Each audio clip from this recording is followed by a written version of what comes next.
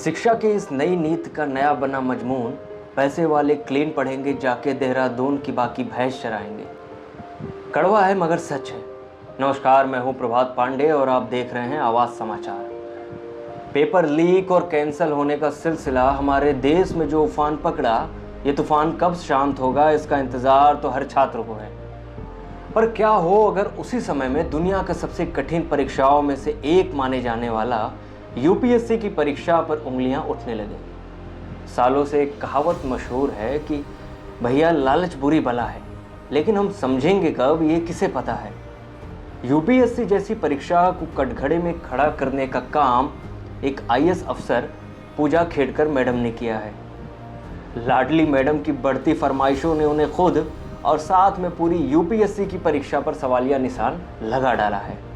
यह बेहद गंभीर मामला है क्योंकि सालों से मेहनत करता छात्र, घरों से दूर अपने सपनों के लिए लड़ता छात्र जब इस तरह की धोखाधड़ी सुनता है तो उसके दिलो दिमाग पर क्या बीतती है यह महसूस करना आसान नहीं।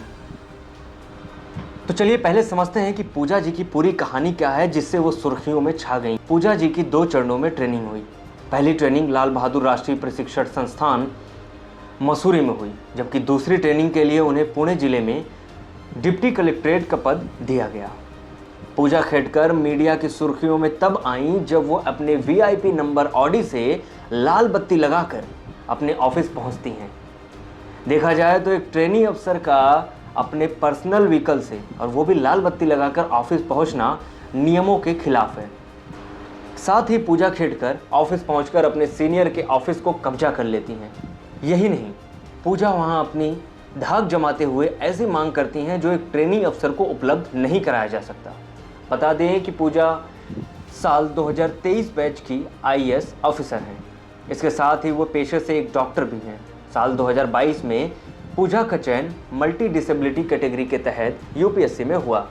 साल 2022 में हुई आईएएस की परीक्षा में पूजा ने देश में 821वां रैंक हासिल किया और विकलांगता के कारण उन्हें ओबीसी कैटेगरी में रिजर्वेशन मिला था।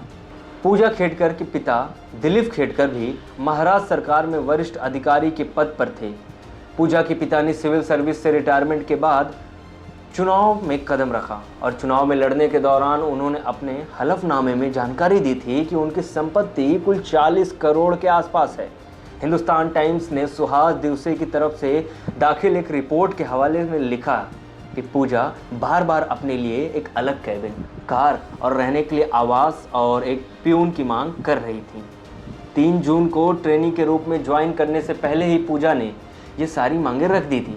सोशल मीडिया पर उनकी कई वायरल चैट में ये साफ दिख रहा है कि ज्वाइनिंग से पहले ही पूजा अपनी मांगों को लेकर दबाव बना रही थी। चैट में पूजा ने कहा कि मैं 3 जून को वहाँ पहुँचूँगी, मेरे लिए क्या व्यवस्थाएँ की गई हैं, रहने के लिए क्या व्यवस्था है और क्या सुविधाएं मिलने वाली हैं।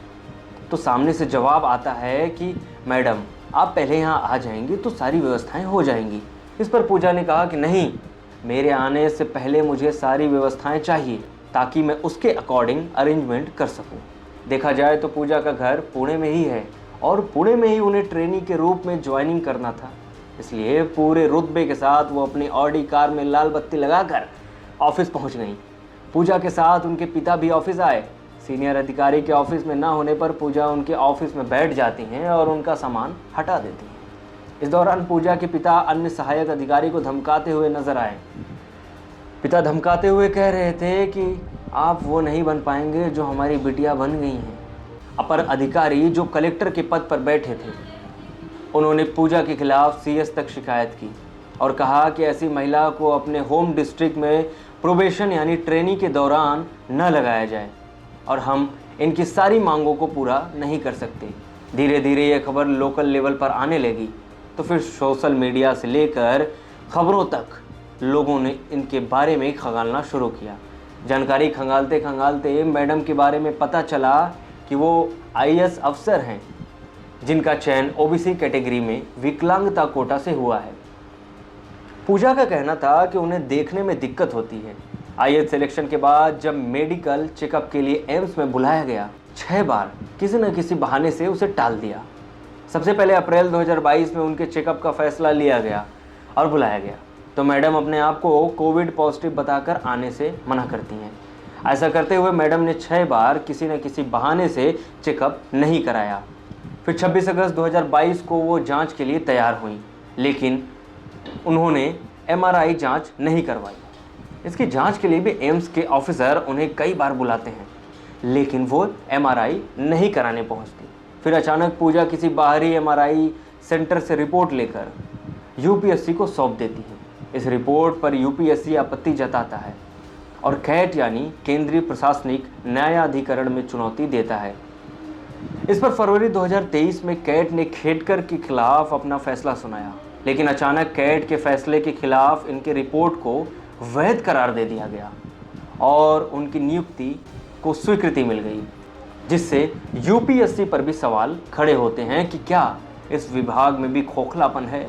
दूसरा सवाल ये खड़ा होता है कि पूजा का ओबीसी कैटेगरी के अंदर कैसे सिलेक्शन हो गया, क्योंकि नियमों के अनुसार ओबीसी कैटेगरी के अंतर्गत वही लोग आते हैं जिनके परिवार की आय 8 लाख रुपए से कम हो।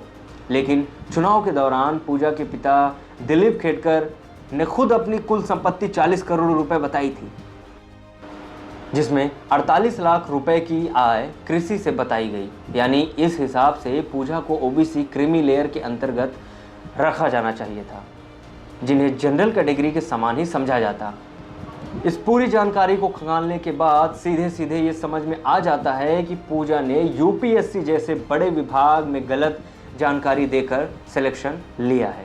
हालांकि पूरे विवाद के बाद पूजा खेडकर का ट्रांसफ़र कर दिया गया है और दूसरे जिले के अंदर भेज दिया गया है। मीडिया ने पूजा से इन विवादों पर प्रतिक्रिया मांगी तो उन्होंने यही कहा कि मुझे सरकार की तरफ से कुछ कहने से के लिए इनकार किया गया है। इन विवादों पर केंद्र ने भी कार्रवाई का भरोसा दिया है और इसकी जांच के लिए एक पैनल का गठन किया गया है जो इनके डिसेबिलिटी क्लेम की जांच करेगा और उन पर लगे आरोपों की पुख्ता जानकारी इकट्ठा कर अपनी रिपोर्ट प्रस्तुत करेगा। लेकिन सवाल ये खड़ा होता है कि आखिर पूजा जैसे कितने लोग हैं जो धोखेबाजी और जालसाजी से ऐसे बड़े विभाग में सिलेक्शन ले लेते हैं।